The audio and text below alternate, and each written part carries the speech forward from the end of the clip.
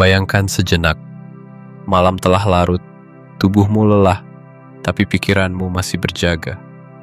Kamu memejamkan mata, namun dunia dalam kepalamu terus menyala, mengulang kesalahan lama, merangkai kemungkinan buruk yang belum tentu terjadi, membayangkan kata-kata yang seharusnya tidak diucapkan, atau keputusan yang seharusnya bisa diambil lebih bijak. Disinilah banyak dari kita hidup, bukan di dunia nyata, tapi dalam labirin pikiran yang tak kunjung tenang. Kita tidak sedang menghadapi peristiwa, tapi bayangannya. Kita tidak sedang menanggung masalah, tapi versi berlebihan yang diciptakan oleh ketakutan dan imajinasi kita sendiri. Dan dalam senyap, kita lelah, bukan karena kenyataan, tapi karena kepala kita tak pernah diam. Namun, ribuan tahun yang lalu, di tengah gempuran perang, wabah, dan kekacauan politik Kekaisaran Romawi, seorang kaisar bernama Marcus Aurelius menunjukkan bahwa ketenangan sejati bukan terletak pada dunia luar, tapi dalam cara kita mengelola batin. Ia tidak hidup di menara gading, melainkan di medan tempur dan ruang keputusan. Tapi ia tetap jernih, tetap waras, tetap damai. Rahasianya bukan kekuasaan, bukan ketenaran, melainkan filsafat, sebuah cara pandang terhadap hidup yang disebut stoicisme. Dan ia menulis catatan kecil untuk dirinya sendiri, bukan untuk dunia, tapi agar pikirannya tidak memberontak, agar emosinya tidak menguasai, agar ia tetap menjadi tuan bagi dirinya sendiri. Hari ini, kita mewarisi warisan itu. Ketika dunia semakin bising dan pikiran kita semakin gelisah, mungkin sudah waktunya kita kembali ke dalam. Bukan untuk kabur dari kenyataan, tapi untuk menemukan pusat ketenangan yang tak bisa disentuh oleh kegaduhan luar. Inilah perjalanan kita bersama Marcus Aurelius untuk memahami bagaimana berhenti berpikir berlebihan, bagaimana menghadapi hidup dengan kepala dingin, dan bagaimana menjadi pribadi yang tidak lagi diperbudak oleh pikirannya sendiri. Karena di dunia yang kacau, ketenangan adalah bentuk perlawanan yang paling kuat. 1. Sejarah selalu berulang. Kamu tidak sendirian. Pernahkah kamu merasa seolah dunia hanya menimpakan beban kepadamu seorang? Seolah semua kesulitan, kehilangan, dan ketidakpastian hanya menghantam hidupmu? Ketika kamu kehilangan pekerjaan, gagal dalam hubungan, sakit, atau merasa tertinggal, mudah sekali untuk berpikir bahwa kamu sedang menghadapi sesuatu yang terlalu besar, sesuatu yang tak ada bandingannya. Tapi disinilah kebijaksanaan Marcus Aurelius berbicara dengan tenang. Tidak ada yang benar-benar baru. Semuanya telah terjadi sebelumnya dan akan terjadi lagi.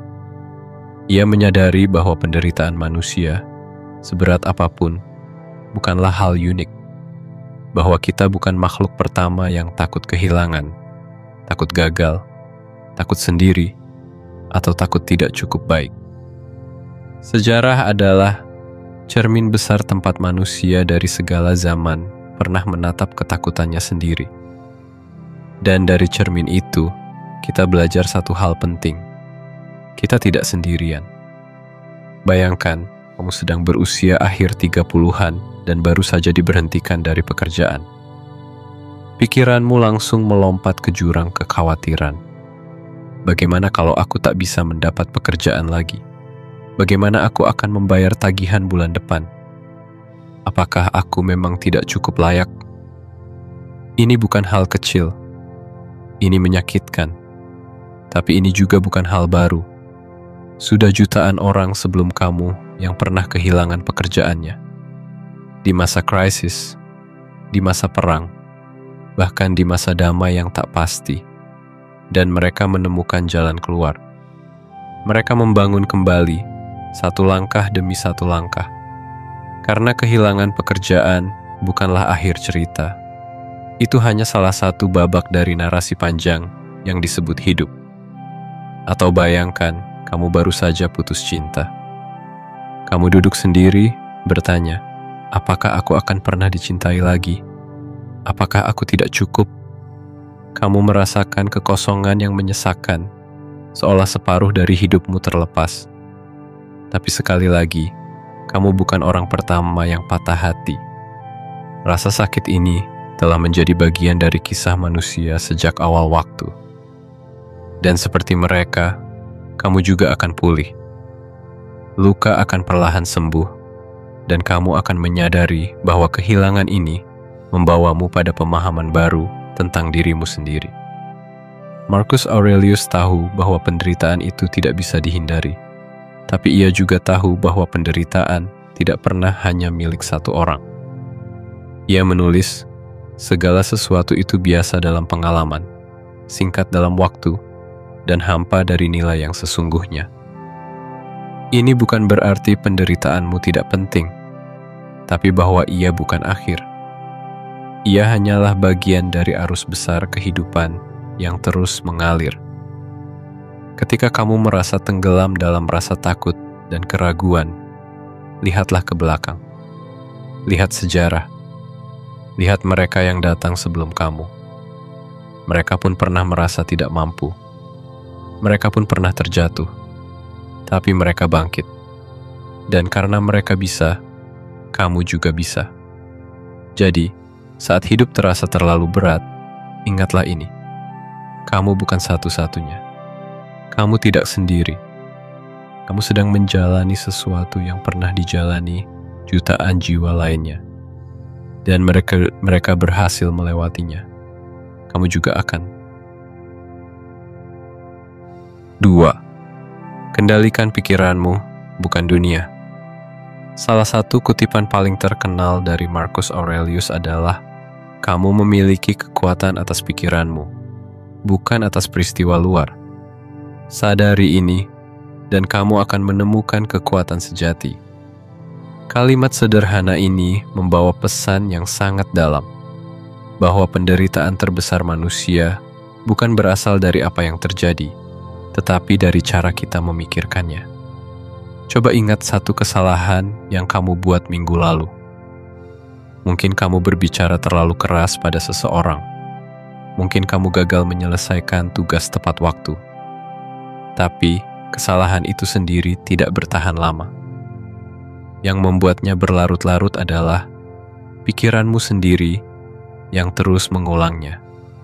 Memutar ulang kejadian itu, seolah-olah kamu sedang dihukum secara mental. Overthinking, berpikir berlebihan, adalah bentuk penderitaan yang kita ciptakan sendiri. Kita menciptakan skenario mengerikan di kepala kita, padahal kenyataan belum tentu separah itu. Kita membayangkan kehilangan, kegagalan, penolakan. Semua sebelum itu benar-benar terjadi.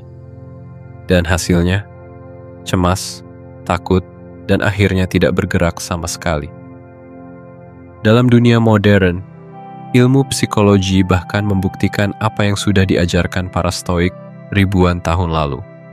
Cognitive Behavioral Therapy, CBT, salah satu metode terapi paling efektif saat ini, berakar dari prinsip yang sama, bahwa pikiran kita memengaruhi perasaan kita, dan bahwa dengan mengubah pikiran, kita bisa mengubah cara kita merasa dan bertindak.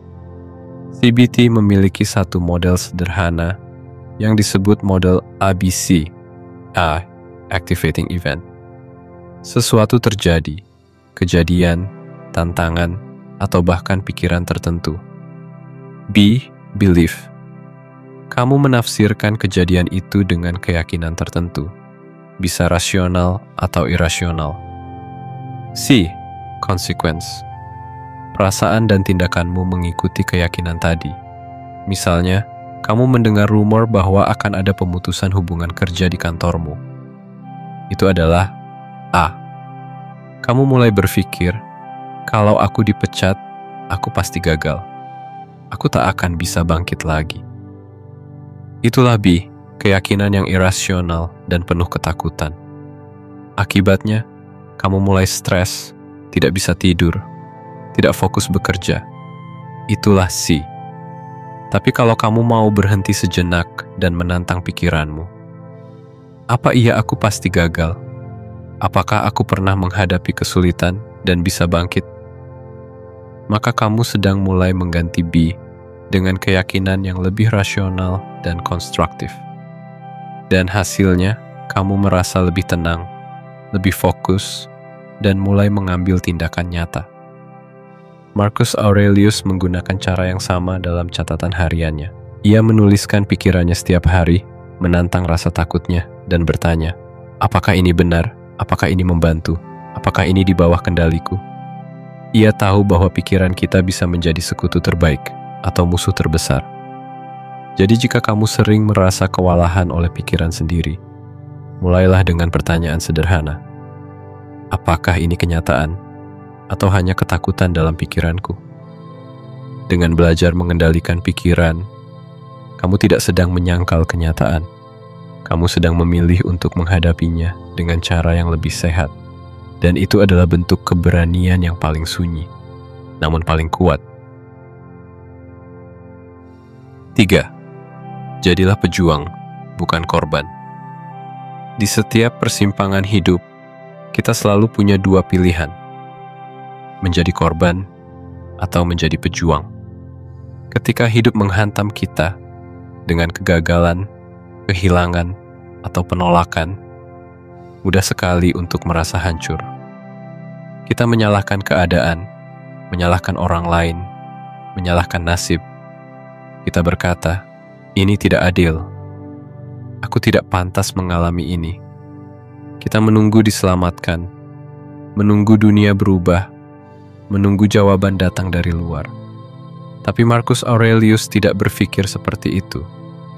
Dalam Meditations, ia menulis, halangan bagi tindakan mendorong tindakan. Apa yang menghalangi jalan, justru menjadi jalan itu sendiri. Artinya, masalahmu bukan akhir cerita, tapi justru permulaan dari babak baru. Inilah perbedaan mendasar antara korban dan pejuang. Korban bertanya, mengapa aku?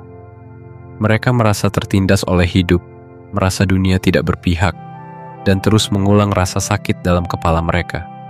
Mereka tenggelam dalam keluhan, tapi tetap diam tak bergerak. Pejuang bertanya, sekarang apa? Mereka tidak menyangkal rasa sakit, tapi tidak tinggal di dalamnya. Mereka tahu bahwa mengeluh tidak akan mengubah apapun, dan satu-satunya jalan keluar adalah melangkah ke depan, meski pelan, meski goyah. Stoicisme mengenal prinsip yang sangat penting, dikotomi kendali, bahwa dalam hidup ini ada hal-hal yang bisa kamu kendalikan, dan ada yang tidak. Yang bisa kamu kendalikan adalah pikiran, sikap, dan tindakanmu. Yang tidak bisa kamu kendalikan adalah cuaca, opini orang, hasil akhir, dan peristiwa yang sudah terjadi.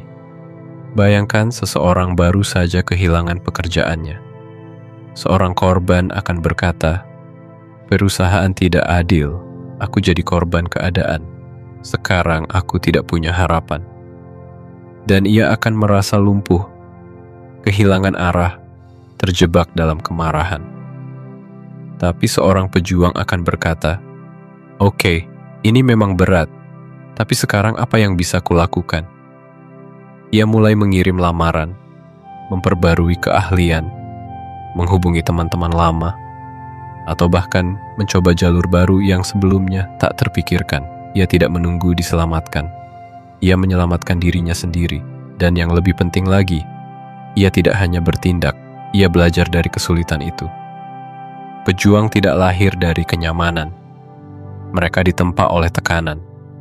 Mereka dibentuk oleh kegagalan, tapi tidak ditaklukkan olehnya.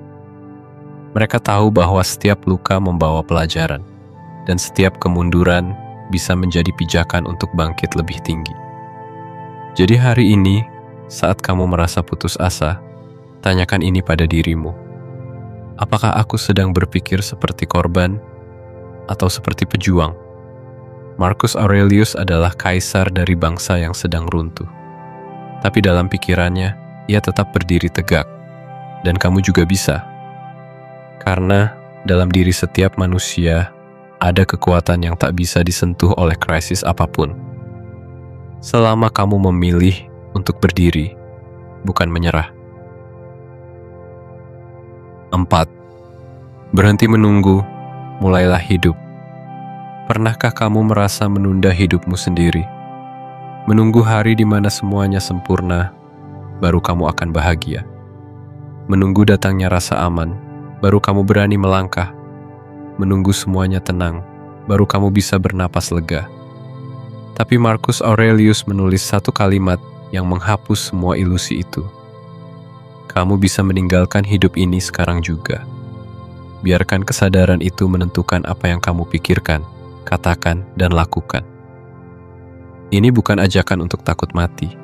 Ini ajakan untuk hidup sepenuhnya hari ini juga. Inilah inti dari ajaran Stoik yang disebut memento mori. Ingatlah, kamu akan mati. Sebuah pengingat yang mungkin terdengar suram, tapi sesungguhnya adalah pemantik kehidupan. Ketika kamu benar-benar menyadari bahwa hidup ini tidak abadi, kamu berhenti menunda. Kamu mulai bertanya, apa yang benar-benar penting untukku? Apa yang perlu kukatakan sebelum terlambat? Apa yang sebenarnya ingin kulakukan, tapi terus kutunda karena takut? Karena kenyataannya, waktu bukan milik kita. Detik ini pun bisa jadi yang terakhir. Dan kesalahan terbesar bukanlah membuat keputusan yang salah, melainkan tidak membuat keputusan sama sekali. Terjebak dalam kebekuan karena overthinking, karena takut salah, karena menunggu waktu yang tepat. Seneca, filsuf Stoik lainnya, menulis dengan tajam. Kamu hidup seolah-olah kamu ditakdirkan hidup selamanya. Kamu membuang waktu seperti tak ada batasnya, padahal waktu adalah satu-satunya hal yang tidak bisa kamu dapatkan kembali. Lalu bagaimana caranya berhenti menunda hidup? Mulailah dengan menghayati kefanaan. Bukan dengan rasa takut, tapi dengan rasa syukur. Ketika kamu sadar bahwa segalanya bisa hilang esok hari, kamu mulai lebih mencintai hal-hal kecil hari ini. Tawa anakmu, sinar matahari pagi, secangkir kopi, bahkan dirimu sendiri yang sedang belajar tumbuh. Banyak Stoik zaman dulu membawa benda kecil sebagai pengingat akan kematian. Koin, cincin, atau ukiran dengan tulisan memento mori. Kita pun bisa membuat pengingat itu. Entah wallpaper di ponselmu, tulisan di cermin kamar, atau sekadar momen hening setiap pagi. Karena ketika kamu sadar bahwa tidak ada lagi yang bisa ditunda, kamu akan mulai menjalani hidup ini bukan dengan rasa takut, tapi dengan keberanian dan makna.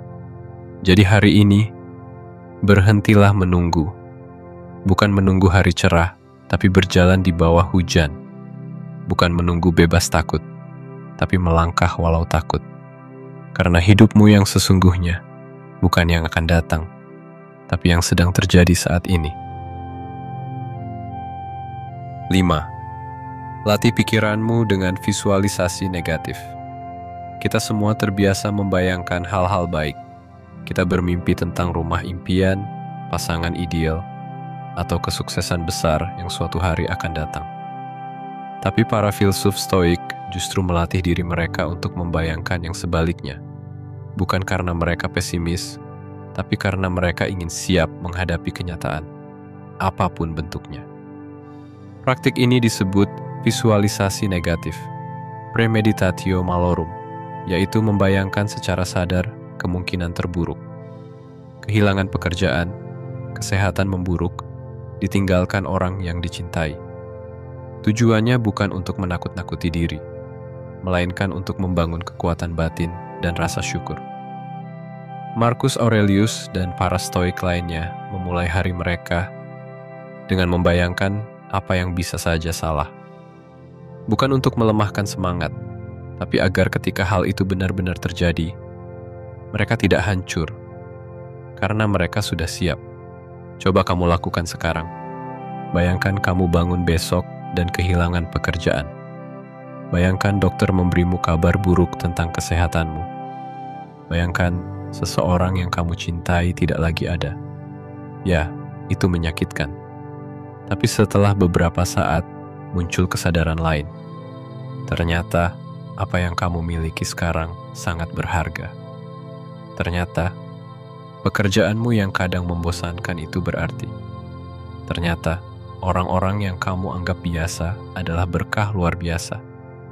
Dengan membayangkan kehilangan, kamu belajar menghargai apa yang ada sebelum semuanya benar-benar hilang. Dan lebih dari itu, kamu mulai membangun ketahanan mental. Kamu tidak lagi hidup dalam ketakutan, karena kamu sudah mengenal bentuknya dan berdamai dengannya. Visualisasi negatif juga sangat efektif dalam mengatasi overthinking. Pikiran yang cemas seringkali membesar-besarkan ketakutan. Tapi ketika kamu berani menatap langsung kemungkinan buruk, kamu akan menyadari bahwa kamu lebih kuat dari yang kamu pikirkan. Misalnya, kamu takut kehilangan pasangan. Lalu kamu bayangkan jika benar itu terjadi, rasa sakitnya, kesepiannya, kekosongannya. Tapi kemudian kamu lihat dirimu yang perlahan belajar berdiri lagi, mencintai dirimu sendiri, dan mungkin membuka hati di waktu yang berbeda. Atau kamu bayangkan gagal dalam sebuah proyek besar. Tapi kamu juga membayangkan bahwa dari kegagalan itu, kamu tumbuh, belajar, dan menemukan arah baru yang lebih jujur untukmu.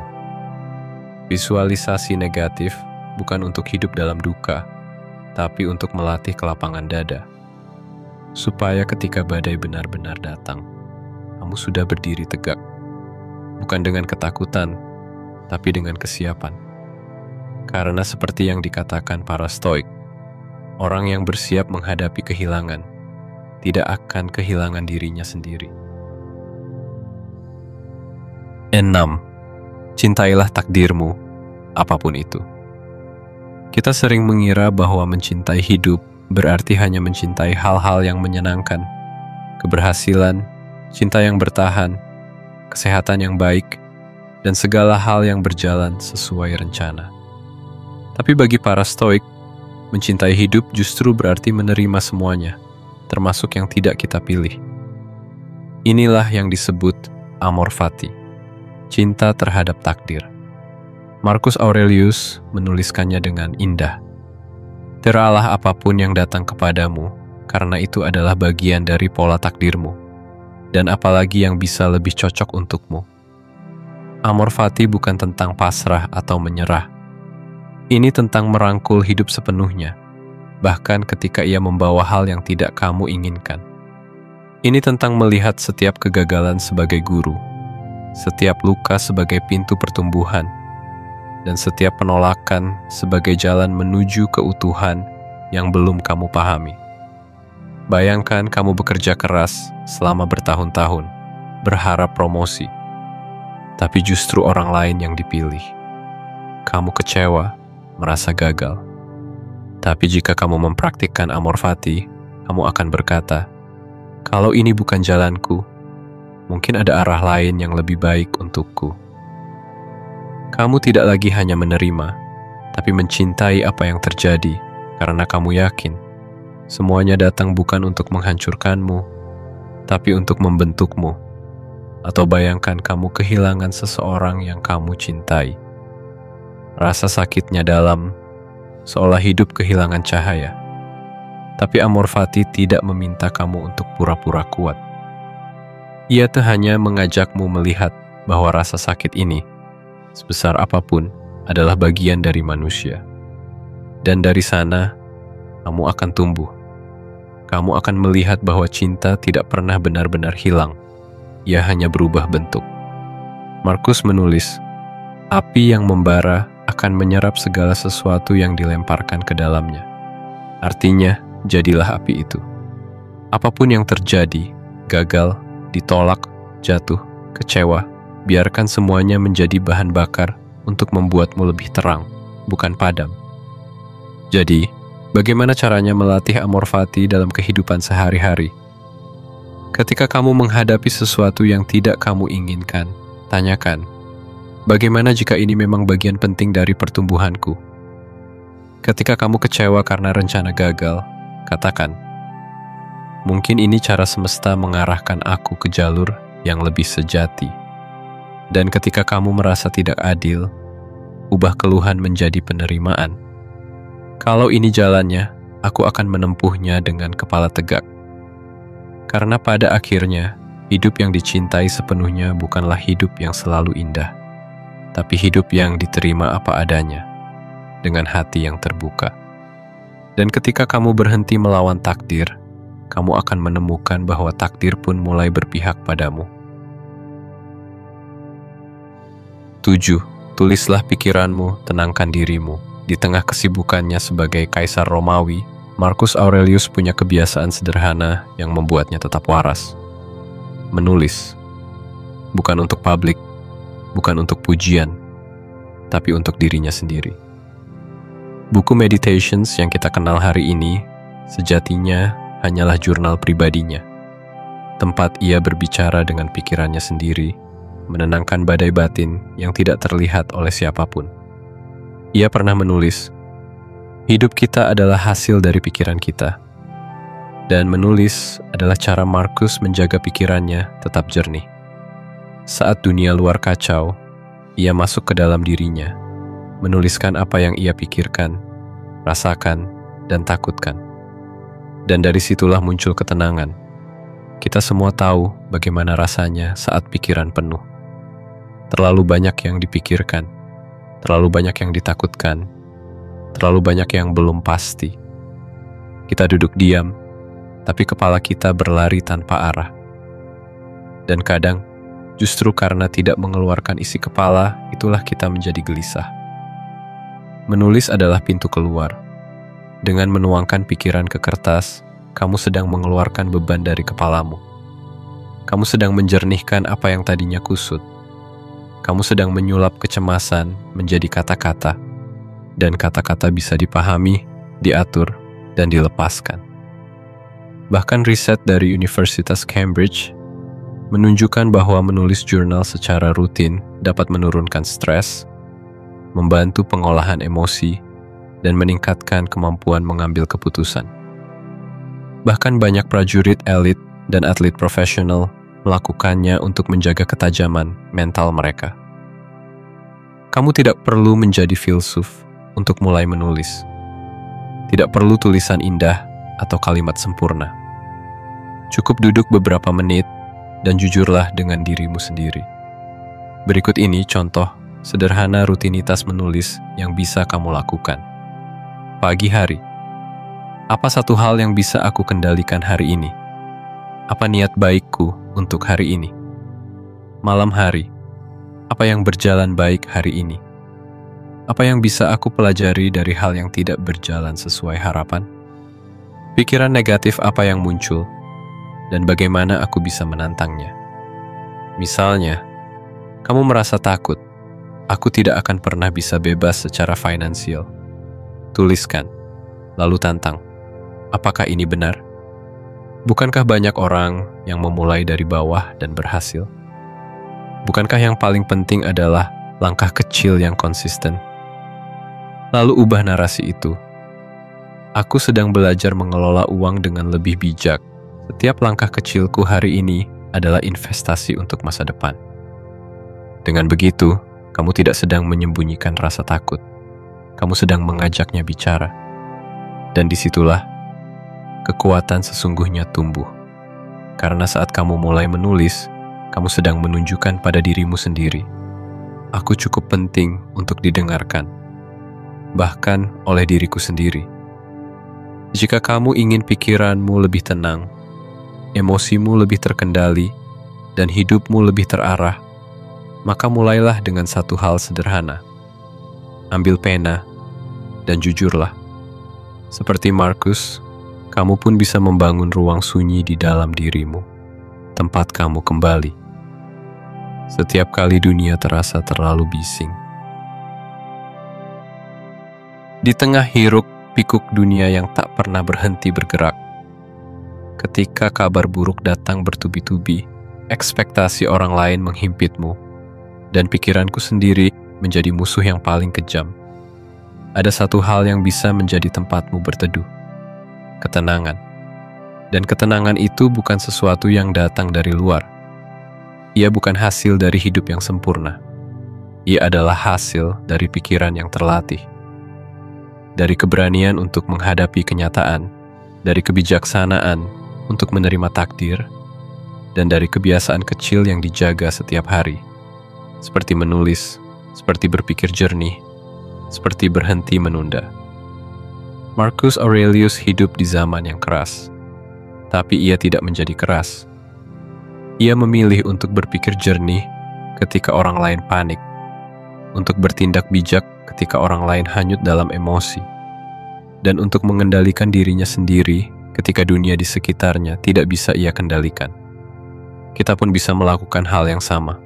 Berhenti sejenak, tarik napas dalam, dengarkan pikiranmu, bukan untuk percaya padanya, tapi untuk mengenalinya. Tantang rasa takutmu. Ucapkan terima kasih untuk apa yang masih kamu miliki hari ini. Tuliskan isi hatimu. Dan jika kamu jatuh, bangkit lagi. Dengan tenang, dengan kepala tegak. Karena ketenangan bukan berarti kamu tidak merasa apa-apa. Ketenangan berarti kamu tidak dikendalikan oleh apapun. Dan mungkin, dalam dunia yang bising dan penuh tekanan ini, menjadi tenang adalah bentuk keberanian yang paling radikal. Jika kamu merasa video ini menyentuhmu, bantu kami menyebarkan ketenangan ini ke lebih banyak jiwa. Klik like, subscribe, nyalakan lonceng notifikasi, dan bagikan pada temanmu yang mungkin sedang tersesat dalam pikirannya sendiri. Tulis di kolom komentar, "Aku sedang belajar tenang." Sebagai sinyal untuk semesta bahwa kamu siap, bukan untuk menyerah, tapi untuk hidup dengan penuh kesadaran. Terima kasih telah menonton.